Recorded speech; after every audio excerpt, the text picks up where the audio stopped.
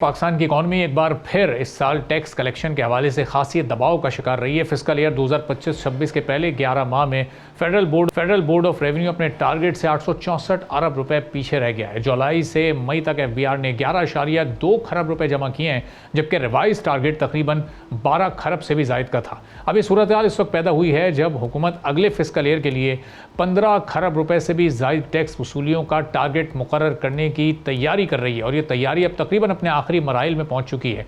अब ज़ाहिर ये स्टैटिस्टिक्स ये जाहिर करते हैं कि मौजूदा फिस्कल ईयर में टैक्स कलेक्शन की ग्रोथ सिर्फ 10% रही है, जबकि इकॉनमी की नॉमिनल ग्रोथ रेट तकरीबन 14% है। अब इसका मतलब यह है कि टैक्स निज़ाम इकॉनमी की रफ्तार के साथ नहीं चल सक रहा है, जबकि इकॉनमी की रफ्तार भी बहुत सुस्त है। तो इसमें सबसे बड़ा नुकसान सेल्स टैक्स का सामने आया है, जहाँ 457 अरब रुपए का शॉर्टफॉल रिकॉर्ड हुआ है। इनकम टैक्स में तकरीबन 261 अरब रुपए की कमी रही है, और कस्टम्स ड्यूटी में 116 अरब और फिर फेडरल एक्साइज ड्यूटी में 31 अरब रुपए की कमी सामने आई है। जून 2026 एफबीआर के लिए एक फैसला कुन महीना बन चुका है। रिवाइज्ड ईयरली टारगेट हासिल करने के लिए एक नामुमकिन टास्क एफबीआर के सामने है, और इदारे को सिर्फ एक माह में तकरीबन 2.75 खरब रुपए इकट्ठा करने होंगे, जिसका मतलब यह है कि रोज़ाना 91.6 अरब रुपए की कलेक्शन चाहिए, जो अमली तौर पर एक इंतहाई मुश्किल टारगेट बल्कि करीब करीब नामुमकिन समझा जा रहा है। अब मई में एफबीआर सिर्फ 966 अरब रुपए ही जमा कर सका है, जबकि माहाना टारगेट 1.15 खरब रुपए था। IMF प्रोग्राम को भी अगर मद्देनज़र रखा जाए तो ये सूरत हाल मज़ीद अहम हो जाती है। पाकिस्तान पहले ही प्राइमरी सरप्लस बरकरार रखने और टैक्सेस बढ़ाने के वादे IMF से कर चुका है। ज़राए के मुताबिक हुकूमत ने IMF को इजाफी 215 अरब रुपए के रेवेन्यू इक़दामात की भी यकीन दहानी कराई है। अब इसीलिए आइंदा बजट में नए टैक्स इनिशिएटिव इंट्रोड्यूस कराए जाने का इम्कान भी बढ़ चुका है।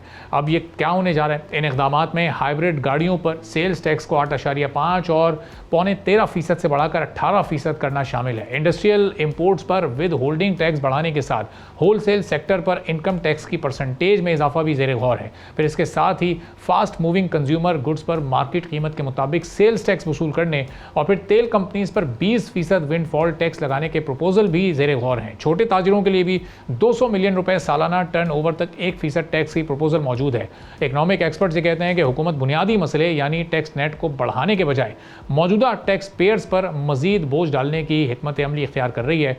अब हुकूमत टैक्स डेफिसिट को पूरा करने के लिए पेट्रोलियम लेवी में इजाफे और फिर तरक्याती जो सारे मंसूबे हैं उनके अखराजात में कमी का सहारा ले रही है। इससे वक्ती तौर पर तो फाइनेंशियल टारगेट्स हासिल हो सकते हैं, लेकिन अगर एफबीआर रवा साल 13 खरब रुपए की टैक्स कलेक्शन ही कर पाता है तो अगले साल 15 खरब रुपए से भी जायद का टारगेट हासिल करने के लिए 17 से 20% ग्रोथ दरकार होगी। ये सब कुछ मुमकिन कैसे होगा? चूँकि मौजूदा कारकर्दगी तो कुछ और ही बता रही है। टारगेट इंतहाई चैलेंजिंग दिखाई देता है। अब हुकूमत को सिर्फ टैक्स परसेंटेज बढ़ाने के बजाय टैक्स बेस में भी ज़ाहिर इजाफा करना होगा, लेकिन ये सब मुमकिन है या नहीं, इस पर हम बात करेंगे। अनवर काशिफ मुमताज़ साहब साबिक सदर हैं पाकिस्तान टैक्स बार एसोसिएशन के, हमारे साथ मौजूद हैं। अनवर साहब, बहुत शुक्रिया प्रोग्राम के लिए, आपने वक्त निकाला। अब ये टैक्स का जो परसेंटेज है, जो रेशो है, वो तो एग्जिस्टिंग टैक्स पेयर्स पर हमने पिछले कई सालों में बढ़ते देखा है। इस बार उम्मीद थी कि रिलीफ मिलेगा, अब बहाना मिल गया है कि जी ज़ाहिर है दुनिया के हालात ऐसे हैं। अब ये होने क्या जा रहा है? फिस्कल स्पेस मौजूद है रिलीफ का, और टैक्स नेट को बढ़ाने पर इस वक्त आपकी तवज्जो लग रहा है आपको कि एफबीआर की इस वक्त तवज्जो है? देखिए, जितनी बातें आपने की ना, इसमें जो एक शख्स है या एक सेगमेंट है ना, वो है अवाम, जो कि जो पहले दवा के लिए मजबूर था, उसको आपने उसकी ड्रिप निकाल ली, वो तड़पने लगा। अब आप चाह रहे हैं कि उसको जो ऑक्सीजन लगी वो भी निकाल लें। आम आदमी जो है ना, वो तड़प कर मर जाए। ये बेसिकली हुकूमत की पॉलिसी है। बेसिकली IMF को आप कहते हैं मैं 300 अरब और करके दूंगा, आप अल्टीमेटली जाएंगे कहाँ? आप आवाम के पास। आप ट्रेडर्स पे टैक्स बढ़ाएंगे, पास ऑन होगा। आप इंडस्ट्री पे टैक्स बढ़ाएंगे, पास ऑन होगा। आम आदमी जो है ना, एंड कंज्यूमर जो है ना, वो परेशान होगा। तो ये मुझे नहीं समझ में आता ये क्यों ऐसा करना चाह रहे हैं। इसलिए कि देखें, जो टैक्स है ना, वो ट्रिकल डाउन इफेक्ट होता है इकोनॉमिक एक्टिविटी का। अगर आपकी इकोनॉमिक एक्टिविटी चल रही है तो टैक्स एक्सचेकर में आएगा, इकोनॉमिक एक्टिविटी रुकी हुई है तो एक्सचेकर में टैक्स नहीं आएगा। अब आपको ये समझना चाहिए कि आप जो हैं किस तरह की पॉलिसी लेके आना चाह रहे हैं, क्या प्लान करना चाह रहे हैं। आपने कमिटमेंट कर लिया कि आपको दोबारा जो IMF की ट्रांच मिलने वाली है वो ट्रांच मिल जाए, उसके बाद फिर आप देखेंगे। आप देखें ना, आपने अभी बताया 864 अरब रुपए का जो है शॉर्टफॉल है। अब 864 अरब का शॉर्टफॉल है, इसका मतलब आपने एक, और वो पहले भी रिवाइज हुआ था पहले वो 1400 अरब था, उसके बाद वो 1300 कुछ अरब हुआ, तो उसके बाद भी वो अचीव नहीं हो सका। तो आप जो हैं वो टारगेट सेट करते हैं, जो कमिटमेंट करते हैं, वो कमिटमेंट फुलफिल नहीं होता, और इसकी वजह से नुकसान ये नहीं होता कि आप टैक्स नहीं कलेक्ट कर पाते। इसकी वजह से ये होता है कि जो आपके साथ नेगोशिएट कर रहे होते हैं, वो समझते हैं कि आप कमिटमेंट पे पूरा नहीं उतरते, तो आपकी क्रेडिबिलिटी का लॉस भी होता है, एक ट्रस्ट डेफिसिट भी होता है। तो ये हुकूमत को ये अंदाज़ा ही नहीं है कि ये क्यों इस तरह कर रही है। इस तरह टैक्स निज़ाम तो बेहतर होगा नहीं मेरे ख़्याल में, इसलिए कि मैंने तो अपने तजुर्बे में ये देखा है कि हुकूमत तो डॉक्यूमेंटेशन पे काम करने को तैयार नहीं है। हुकूमत जो है टैक्स रेट कम करने को तैयार नहीं है। हुकूमत जो है वो चाहती है कि जो जहाँ पे टैक्स लगे हुए हैं उनको ट्विकिंग करें, कभी बढ़ा दें, कभी डबल कर दें, कभी कम बढ़ा दें, लेकिन वो कोई ऐसी पॉलिसी वज़ा नहीं करना चाहती जो कि स्प्रेड बढ़े, जो कि पाई बढ़े, और टैक्स का निज़ाम में जो है ऑटोमेटिक एक आता है टैक्स एक्सचेकर में, वो आए। तो मेरे ख़्याल में हम अभी बहुत दूर हैं वहाँ से, और ये जो सूरत-ए-हाल है ये इसी तरह चलती नज़र आ रही है जिस तरह की खबरें आ रही हैं। अच्छा, ये अनवर साहब, ये जो टैक्स पास ऑन करने की एक आम कंज्यूमर पर आपने बात की है, बड़ी इंपॉर्टेंट है कि ये सेल्स टैक्स हो, वो काम कंज्यूमर पर फ़ौरन डाइवर्ट कर दिया जाता है। ये जो इनकम टैक्स है ये तो ट्रेडर्स को या इंडस्ट्री को अपनी इनकम में से अपनी जेब से देना है, ये भी पास ऑन कर दिया जाता है प्रोडक्ट की प्राइस बढ़ाकर। तो ये इस पर भी कोई पॉलिसी या कोई चेक एंड बैलेंस होना चाहिए कि हर तरह का टैक्स तो पास हो रहा है और वो ख़रीदार ही, वो कंज्यूमर ही पे कर रहा है।